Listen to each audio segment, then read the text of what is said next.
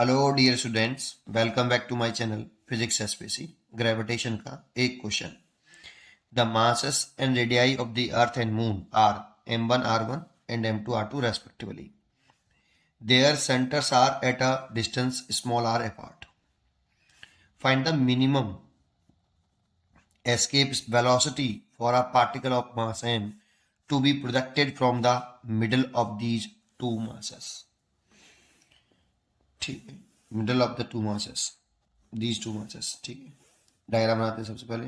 Solution, ये मान लो कि ये आपकी अर्थ है,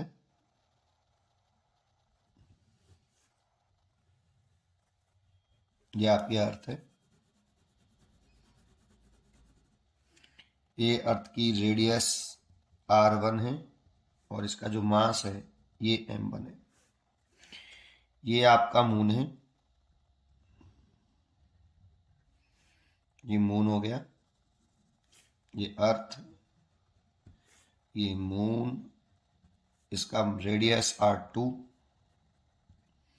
और मास m2, और इन दोनों की सेंटर टू सेंटर सेपरेशन ये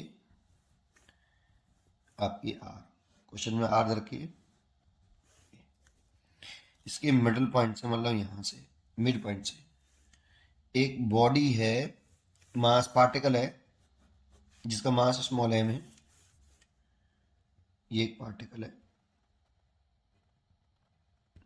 इसकी मिनिमम एस्केप वेलोसिटी पूछ रहा है। मिनिमम मतलब यहां से फेंक दें, वी पूछ रहा है, और मिनिमम कह रहा है, ये पूछा है जिससे मिनिमम का है तो कम से कम कितनी हो जिससे ये इन दोनों के ग्रेविटेशनल फील्ड से बाहर निकल जाए, दोनों के ग्रेविटेशनल फील्ड से बाहर निकल जाए। दैट मीन्स इनफाइनाइट पे पहुंच जाए। वी वहां पे जाके कितना हो जाए, जीरो। इनफाइनाइट पे पहुंच जाए, वहां पे जाके वी जीरो हो जाए। ये ए पॉइंट मान लेते हैं, ये इनफाइनाइट। तो एस क्या वेलोसिटी पूछ रहा है। तो देखो, इस पर केवल और केवल कंजर्वेटिव फोर्स लग रहा है, ग्रेविटेशनल फोर्स। जब केवल और केवल कंजर्वेटिव फोर्स लग रहा हो और बाकी के सारे फोर्स जीरो हो या बर्डन के द्वारा जीरो हो, तो मैकेनिकल एनर्जी कांस्टेंट रहती है। तो मैकेनिकल एनर्जी क्वेश्चन कर लीजिए। Mechanical energy at point A और मैकेनिकल एनर्जी पूरे सिस्टम की है ना, mechanical energy at point B infinite. B को इनफाइनाइट पे जा रहा है, ए और इनफाइनाइट की मैकेनिकल एनर्जी कांस्टेंट रहनी चाहिए। तो काइनेटिक एनर्जी ए पॉइंट पर, gravitational potential energy at point A is equal to kinetic energy at infinite plus gravitational potential energy at infinity. A point पे एनर्जी लिखे तो देखो, ये तो रेस्ट में, ये भी रेस्ट में चल नहीं रहा, ये मान के चलते हैं हम, ये मूव कर रहा है, तो इसकी का एनर्जी लिखें कितनी, हाफ एम वी ई का स्क्वायर। ये इसकी का एनर्जी हुई, and plus gravitational energy negative में होती है तो माइनस। पहले अर्थ की लिख लें, तो अर्थ की लिखें तो कितने लिखें, जी कैपिटल M1 और मास का multiply small m।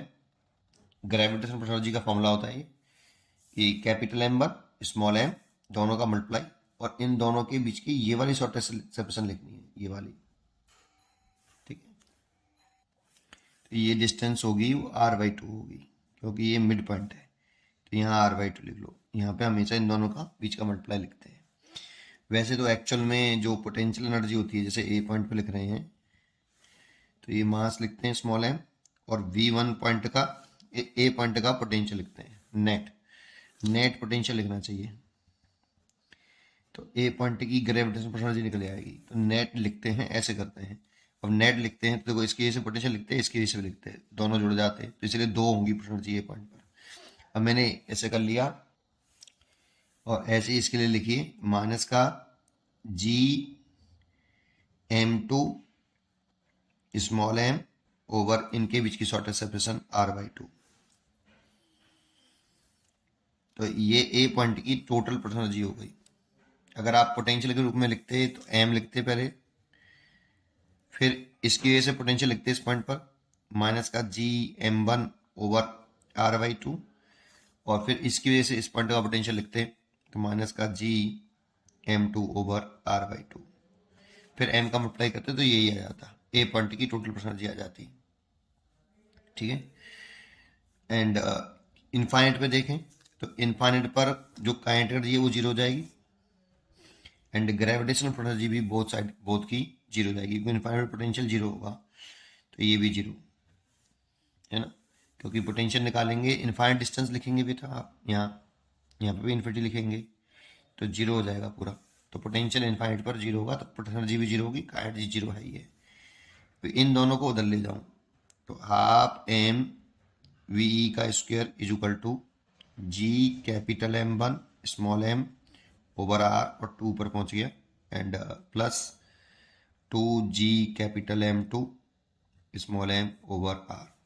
Small m से कॉमन लेके स्मॉल m कैंसिल कर दिया और 2 का मल्टीप्लाई कर लें तो वी ई का square is equal to 4G/r common ले लिया, देखो 2 का मल्टीप्लाई कर लें 4 हो जाएगा, तो ये कॉमन भी ले लिया है, यहाँ पे आया M1 प्लस M2, तो V इज इक्वल टू हो गया रूट के अंदर 4G/r M1 प्लस M2, ये इसका वैल्यू हो गई।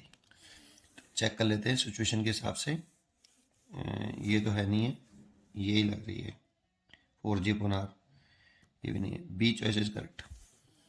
पढ़ते रहिए और खुश रहिए। Thank you.